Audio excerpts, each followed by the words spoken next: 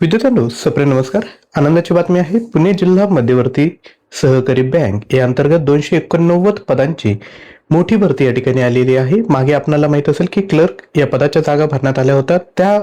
तेव्हा देखील आपण जे व्हिडिओ बनवले होते त्याचा विद्यार्थ्यांना नक्की फायदा झाला आहे. तर ही जी जाहिरात आहे त्याविषयी पात्रता काय असेल, परीक्षा कधी होईल, संपूर्ण माहिती आजच्या व्हिडिओमध्ये आपण बघणार आहोत. व्हिडिओ काळजीपूर्वक बघा. सर्वप्रथम चॅनलवर आले असाल तर चॅनलला देखील आवर्जून सबस्क्राईब करा. तसंच जिल्हा मध्यवर्ती बँक याकरता आपण लक्षात घ्या, परीक्षेप्रमुख एकदम चांगलं कंटेंट या ठिकाणी यूज केले. पाठीमागे देखील विद्यार्थ्यांनी मटेरियल घेतलं होतं, त्यांचं सिलेक्शन या ठिकाणी झालं आहे. जर आपल्याला मटेरियल हवं असेल तर आपण 19,000 प्रश्न फक्त 499 रुपयामध्ये घेऊ शकता. यामध्ये तुम्हाला ऑनलाईन टेस्ट देखील मिळेल. याकरता ऍप्लिकेशन डाउनलोड करावं लागेल. त्याची लिंक डिस्क्रिप्शन बॉक्समध्ये दिली किंवा अधिकच्या माहितीसाठी तुम्ही 93 56 25 60 34 यावर देखील व्हॉट्सअप करू शकता. तर आता ही जी ऍडव्हर्टाइजमेंट आहे त्यावर एक नजर टाकूयात. तर लक्षात घ्या, शिपाई पदाची सर्व सेवा भरती 2026 289 जागा या ठिकाणी भरण्यात येतील. ऑनलाईन अर्ज तुम्ही सादर करू शकता 4 ऑगस्ट ते 10 ऑगस्ट पर्यंत. ऑफलाईन परीक्षा दिनांक त्यांच्या साईटवर विद्यार्थी मित्रांनो अपलोड केली जाईल. परीक्षेचा हॉल तिकीट देखील साईटवर अपडेट केलं जाईल. कागदपत्र पडताळणीवर मुलाखत दिनांक या सर्व डिटेल त्यांच्या साईटवर येतील. आणि साईट लक्षात असू द्या, pdcc.bank.in करिअर यावर जायचे. आता महत्वाचं काय की पुणे जिल्ह्यातील मूळ रहिवासी असणाऱ्या उमेदवारांकरता 100% पदे प्राधान्याने भरण्यात येणार आहेत. जर तुम्हाला फॉर्म भरायचा असेल तर तुम्ही मूळ रहिवासी पाहिजे. मूळ रहिवासी कशावरून कळेल? तुमच्या डोमेसाईल सर्टिफिकेटवरून. त्यानंतर उमेदवारांनी अपलोड केलेल्या डोमेसाईल सर्टिफिकेटची छाननी कागदपत्रे पडताळणीच्या वेळी करण्यात येईल. जरी तुम्ही आता खोटी माहिती भरून परीक्षा जरी दिली, परंतु मुलाखतीच्या वेळेस तुमचे हे जे डॉक्युमेंट आहे त्याची स्क्रुटिनी त्या ठिकाणी होणार आहे. तर फॉर्म भरताना विद्यार्थी मित्रांनो ईमेल आयडी, मोबाईल क्रमांक व्यवस्थित भरा, कारण की सर्व जे काय म्हणता येईल की मेसेज किंवा तुम्हाला जे सांगायचे राहतील डिटेल त्या तुम्हाला मेसेज आणि ईमेलवर येतील. त्यानंतर या ठिकाणी बघू शकता 289 जागा आहे. वयोमर्यादा 18 ते 38 आणि शैक्षणिक अर्थ काय तर उमेदवार किमान उच्च माध्यमिक शालांत परीक्षा उत्तीर्ण पाहिजे. HSC 12वी उत्तीर्ण असावा किंवा 12वी समकक्ष पदविका म्हणजे डिप्लोमा असेल तरी चालेल. आणि उमेदवार पुणे जिल्ह्यातील किमान 15 वर्षापासूनचा रहिवासी असणं या ठिकाणी गरजेचं आहे.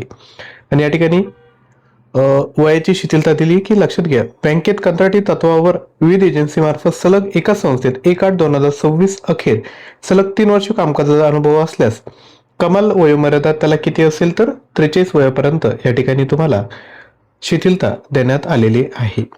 त्यानंतर परीक्षा शुल्क किती तर या ठिकाणी बघू शकता, परीक्षेकरता रक्कम 1650 अधिक 18% GST व सर्व्हिस चार्ज परीक्षा शुल्क आकारले जाईल.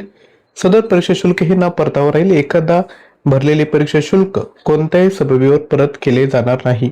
कोणत्याही परीक्षेसाठी किंवा निवडीसाठी राखीव ठेवता येणार नाही. तर महत्वाचं काय की हे जे फी जी असते तो त्यांचा आता काय म्हणता येईल की बिझनेस झालाय.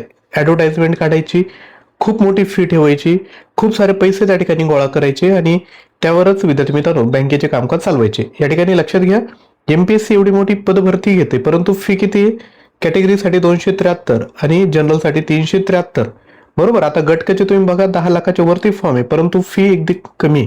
परंतु ह्या ज्या प्रायव्हेट इन्स्टिट्यूट झाल्यात किंवा सरळ सेवा आहे हा त्यांच्यासाठी फक्त बिझनेस झालाय असं करता कामा नये. कमी फी ठेवा, कारण की असं नाही की सिलेक्शन प्रोसिजर म्हणजे सर्वांना सिलेक्ट करताय. खूप सारे विद्यार्थी सिलेक्टच होणार नाही, मग त्यांची फी कुठे जाते?